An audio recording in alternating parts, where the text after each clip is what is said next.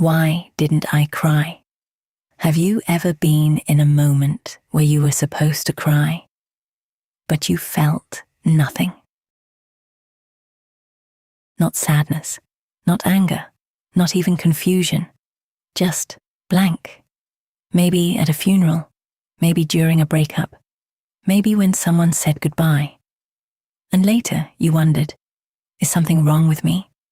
Today, I want to tell you something important.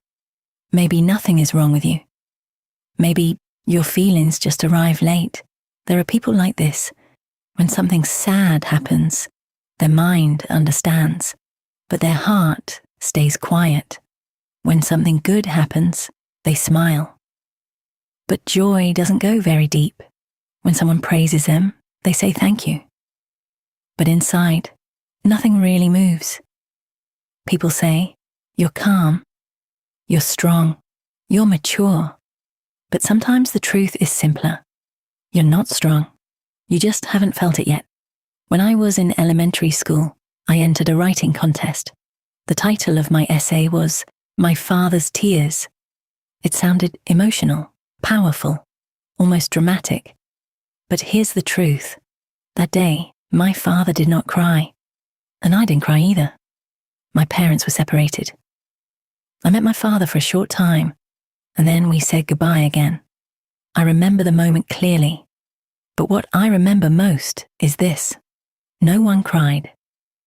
Inside me, there was no clear sadness, no dramatic emotion.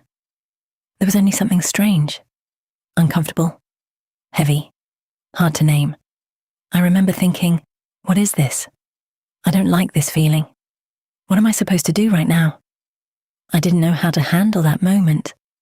So maybe I used the word tears because it made sense, because that's what stories like that are supposed to have. But now, many years later, I understand something. It wasn't a lie. The tears just hadn't arrived yet.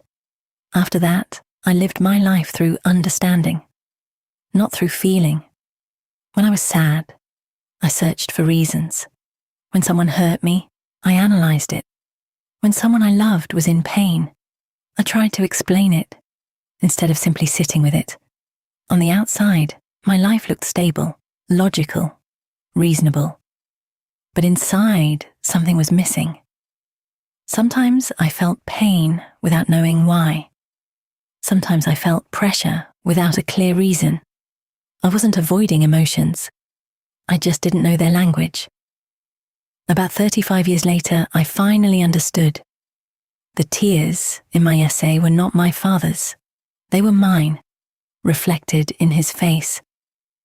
I simply didn't know how to let them fall. I didn't know how to cry yet. I didn't understand what goodbye really meant. The emotion was there, but I didn't have the tools to recognize it. Some feelings arrive on time. Some arrive years later. And that is not failure. That is timing. For a long time, I experienced breakdowns, confusion, emotional crashes, sudden emptiness. But something is changing now. I am learning how to feel. Not perfectly, not dramatically, slowly. When I feel tightness in my chest, I pause and ask, what am I feeling right now? Not why. Not, does this make sense? Just, what is this? And little by little, happiness is returning too.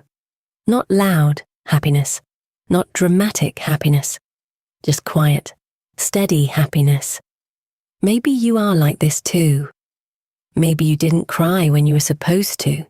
Maybe you felt blank in moments that mattered. That does not mean you are cold. It does not mean you are broken. Maybe your feelings are simply traveling slowly. So tonight, before you sleep, ask yourself one question. What am I really feeling? And if the answer is, I don't know, that's okay. That's the beginning.